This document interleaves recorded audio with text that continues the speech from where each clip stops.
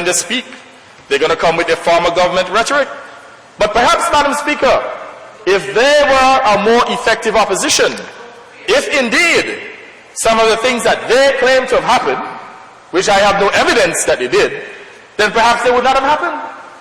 But I want to say here, Madam Speaker, the little time that we have in opposition, because we'll not be in opposition for much longer, we will ensure that we hold the UPP government accountable. And I don't think that it is in the interest of good governance for them to become defensive and then to attack members on this side. Because I know, for instance, Madam Speaker, having listened to the member for Rural West and the Honourable Attorney General, I heard him threatening one of my members over here, trying to intimidate him. In other words, Madam Speaker, they're trying to say, look, you should not speak. No, Madam Speaker, we have a role to play in the governance of this country, a fundamental role. And it doesn't matter what may have happened before at this point, at this given point, we are examining a particular issue. The spending at the Cricket World Cup, we have demonstrated, Madam Speaker, that we have not gotten good value for money, and that based on what has transpired there is a need for an independent inquiry for this issue. Now, what else, Madam Speaker, do we have to do to get the ears of the member for St. John's Rural West, the Honourable Prime Minister? Are we going to have a public demonstration and put tens of thousands of people on the road to get his ear, Madam Speaker? And Madam Speaker, when you look at the precedent that was set by the Antigua Labour Party in some instances, just based on a mere allegation, has held inquiries on various issues. Some of them was just pure political rhetoric. Here is a situation in which we have presented the nation, this Honourable House today, with tangible evidence confirming that there are some fundamental issues of corruption, issues of extortion of state resources, issues of bad governance, and yet still the members on the other side will not heed our call. Madam Speaker, I want to say here that if this matter is not addressed in a reasonable way in the interest of all Antiguans and Barbudans, we will elevate the issue. So I want to say here to the Honourable Member for Rural West, try and save your government the trouble, because we're not going to relent in this issue. And I see that the member is very cavalier about it. See, Madam Speaker, that the Honourable Prime Minister, the member for Rural West, is not committed to the principles of good governance. And I know at some point in this Honourable House, I'll hear members on the other side speaking about issues of transparency and accountability. But, Madam Speaker, what is happening here is that we are testing their commitment to good governance. And I guarantee you that they will fail miserably this evening, because at the end of the day, they see this issue as an exclusively partisan issue, when it's a national issue that is impacting on the lives of the people of this country. Madam Speaker, if the $50 million that was overspent at the stadium was available to the Treasury, perhaps a housing project could be built in City West for the people down there. They need proper houses. Madam Speaker, it could have been utilized for the opening of Mount St. John. This is not a small issue. This is a fundamental governance issue.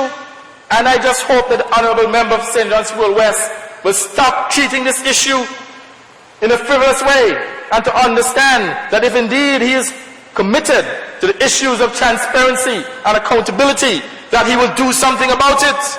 Appoint an independent commissioner or group of commissioners to deal with this issue. Because again, if you have nothing to hide, then you should not worry about the outcome. And if it is just to appease a portion of the population that there was no wrongdoing, I believe, Madam Speaker, that it would have been monies well spent. And I cannot support this cavalier manner in which the Honourable Prime Minister is dealing with this issue. Call inquiry. And if you don't call inquiry, trust me, this issue going right into the elections.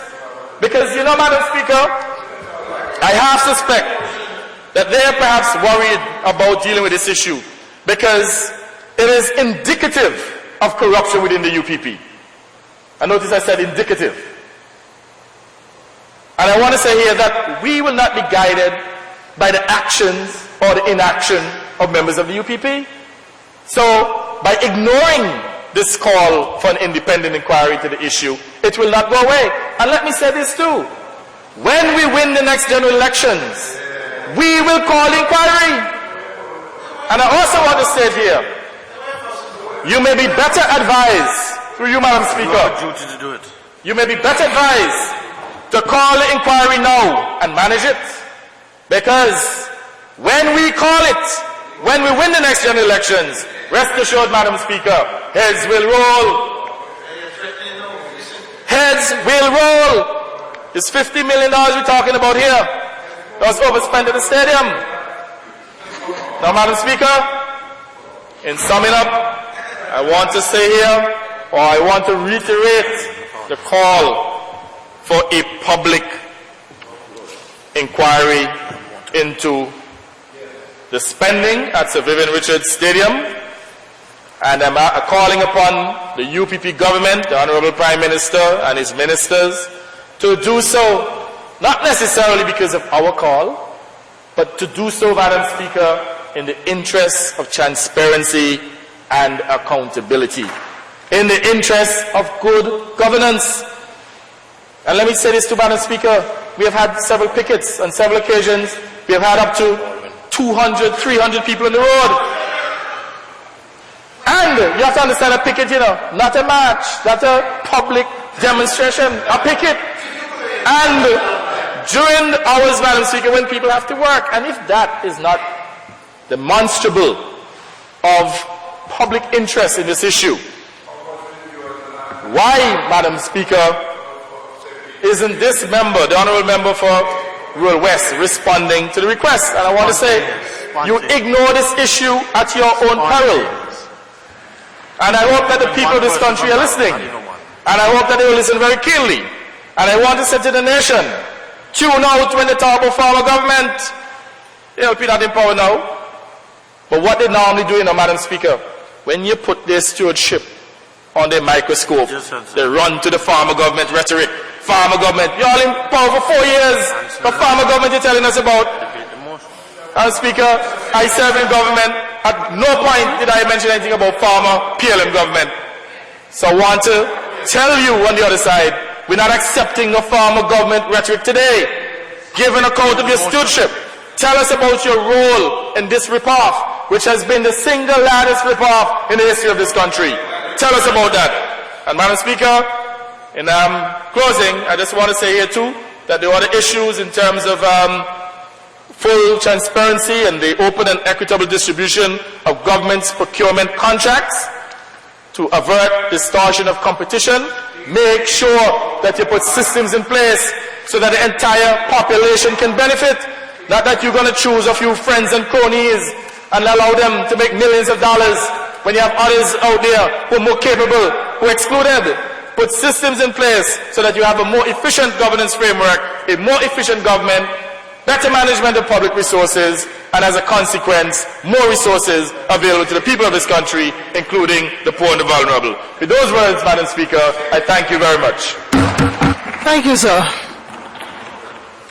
I acknowledge the Honourable Member for St. John's Rural North. Oh, sorry, I beg your pardon, that's right. We need a seconder. I'm sorry. Madam Speaker, I support the motion. Honourable members, please. I support the motion, Madam Speaker, and reserve my right to speak later. Thank you. Honourable member for St. John's Rural North, are you still interested? You acknowledge. Thank you very much, Madam Speaker. Madam Speaker, after a long listen from the Honourable Member for St. John's City West. Yes, Madam Speaker, how much time are you allowing so that I can get to my point? You have an hour. Pardon me? 1 hour. 1 hour. I don't think I'll need that, Madam Speaker, because I am going to deal with just a specific part of the issue. But, Madam Speaker, I want to start by a quote from Proverbs 14, chapter 6. And, Madam Speaker, it says, "A mocker seeks wisdom and never find